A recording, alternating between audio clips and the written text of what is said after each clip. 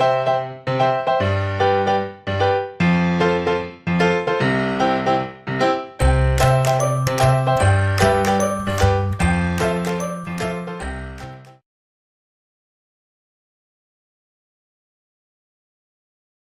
everyone, this is Ankur Chaudhary, and in this video lecture I'll be covering current affairs from India and across the world from 16th February 2018 till 28th February 2018. So these are the broad areas that I'll be covering current affairs topics, or rather news from. First is awards and honors, business, politics, economy and finance, people and news, sports, and of course miscellaneous.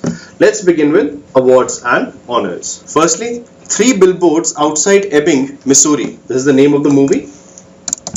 This movie won the Best Film Award at the 71st British Academy Film Awards.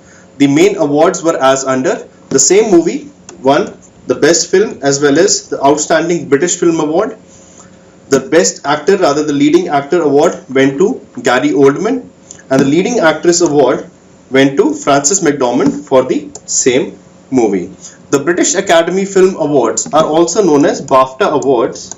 BAFTA stands for British Academy for Films and Television Arts.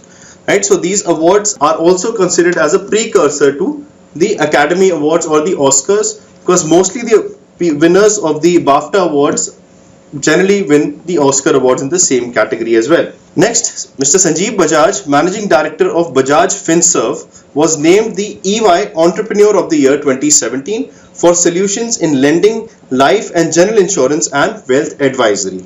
The EY Entrepreneur of the Year award is given by EY, which was formerly known as Ernst & Young. So this is one of the big 4 consultancy companies in the world. Next, we look at some news from business. Firstly, the Aditya Birla Idea Payments Bank Limited started operations, making it the 5th payment bank to roll out operations in the country. The other 4 banks to have started operations in India are Airtel Payment Bank, India Post Payment Bank, Paytm Payment Bank, and a payment bank by the name of FinOtech. So these 4 had already started operations, and now Aditya Birla Idea Payment Banks also have started operations. Next, the state-owned telecom firm BSNL and Japan's NTT AT, along with their Indian partner Virgo Corps, signed an agreement to collaborate in futuristic technologies.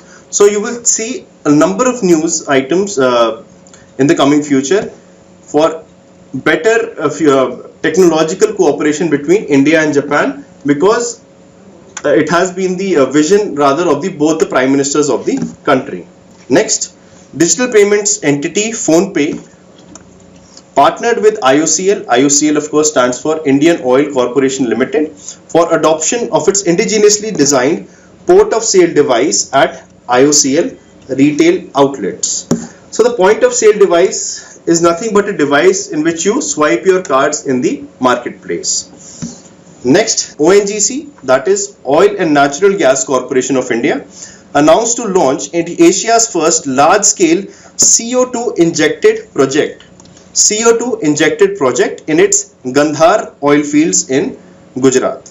Now the CO2 injection technology is used in extraction of oil from various oil fields. Within this technology, CO2 gas, rather carbon dioxide, is injected with the residual oil that is coming out of the oil fields. By mixing CO2 with the oil, the viscosity of the oil goes down and it is easier to extract oil from the reservoirs. Next, we see some news from politics.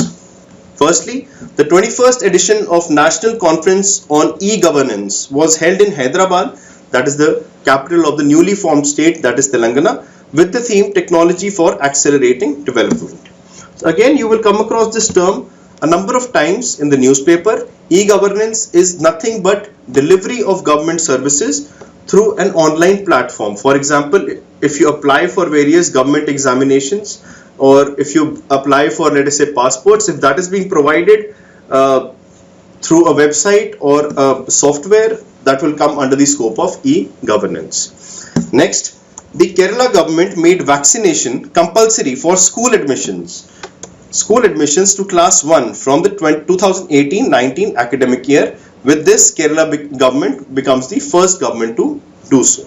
Next, Prime Minister Narendra Modi formally inaugurated the World Sustainable Development Summit 2018 in New Delhi. The World Sustainable Development Summit is the flagship event of an organization called TERI, that is the Energy Research Institution that is based in New Delhi. Right? So, in this summit, TERI invites a number of experts from the field of sustainable development, economics, ecology, environment, etc. to sit together and collaborate on making a sustainable future for the world. Next, we see some news from economy and finance. Firstly, the RBI launched the Ombudsman scheme for NBFC. NBFC stands for non-banking financial companies. So the RBI has launched the Ombudsman scheme for NBFC for redressal of complaints against NBFCs registered with RBI. Now, NBFC is a type of company which is registered under the Companies Act 1956. This company is primarily engaged in financial operations or financial services. For example, taking some deposits and giving out loans. However, it cannot be equated to a bank. So it is like a bank but not exactly a bank. Next, India was ranked 81st out of 180 countries in the Global Corruption Perception Index for 2017, which was released by Transparency International. Again, these types of rankings are very important, especially of India, for your various examinations. Next, in the wake of the 11,300 crore fraud at the Punjab National Bank, the RBI has constituted a 5-member panel under former board member, that is H Malegam, to look into the wide divergence by banks in asset classification and provisioning and reasons for frauds and measures to prevent it. So the name of the person heading the committee after the huge scam was uncovered, that is important, that is Mr. H Malegam.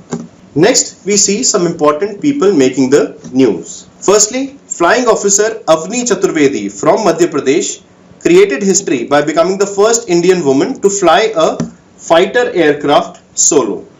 Next, Mr. Cyril Ramaphosa, head of the ruling African National Congress, was sworn in as the new president of South Africa. Next, Kunwar Bai, a 106-year-old woman from Chhattisgarh who was chosen as a mascot for Swachh Bharat Abhiyan, she passed away. Next, Mr. Vijendra Saraswati became the 70th Shankaracharya of Kanchi Kamakoti Peetam, traditionally referred to as Kamakshi, with the demise of Shri Jayendra Saraswati Swamiji. The Kanchi Kamakoti Peetam is located in Kanchipuram in Tamil Nadu, and it was established by Adi Shankaracharya around 2500 years ago. Next, we see some important news from sports. Firstly, Aruna Buddha Reddy, the 22-year-old from Hyderabad, Telangana, created history when she became the first Indian gymnast to win a World Cup Series medal. This is very important. Next, Star India, the official broadcaster for the Indian Premier League, got the audio-visual production rights of the 11th edition of the IPL 2018. Next, reigning Commonwealth Games champion Parupalli Kashyap won men's single title at the 2018 Austrian Open International Challenge Badminton Tournament. Next, some miscellaneous news. Firstly, the International Mother Language Day was celebrated by UNESCO on February the 21st to promote awareness of linguistic and cultural diversity with the theme Linguistic Diversity and Multilingualism Count for Sustainable Development. For such types of news items, it is very important for you to remember the dates of various international days. Next, the Government of India contributed $1 million aid for the rehabilitation efforts in the Kingdom of Tonga after the tropical cyclone Gita caused massive destruction in the Pacific island states. So, Tonga is a small island country located in the Pacific Ocean. It was devastated by the cyclone known as Geeta, and India has contributed some $1 million for the aid. Next, the World Day of Social Justice was observed on February the 20th with the theme Workers on the Move, the Quest for Social Justice. Again, for such news, it is the themes are not very important, right? But you must try and remember the maximum number of dates for such international days. Next, the world's tallest tower, Jevora, opened in Dubai in the United Arab Emirates. The Jevora Hotel is about close to 350 meters tall and has about 57 stories. Next, the National Science Day was observed on February the 28th to mark the discovery of Raman effect by physicist C.V. Raman. The theme was Science and Technology for a Sustainable Future. Again, this particular day is very important for your exams.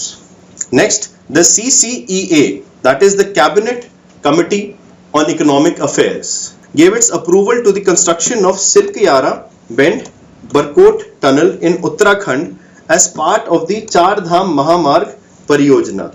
So, this is again a flagship project of the Government of India. They wish to connect the Char Dhams located in Uttarakhand through all-weather and high-quality roads. Right, so this is one of the tunnels that is falling in this route. Next, India will be getting its first institution for AI. AI is Artificial Intelligence in Mumbai. Next, the National Banana Festival was held in Kalliyur, Thiruvananthapuram in Kerala. So the location of such festivals are also very important. Next, the third edition of the International Conference and Exhibition on Pharmaceuticals Industry and Medical Devices, that is called India Pharma 2018 and India Medical Device 2018, were held in Bengaluru in Karnataka. So that is all for the news from the second half of February. I hope it is helpful in your preparations. Thank you so much.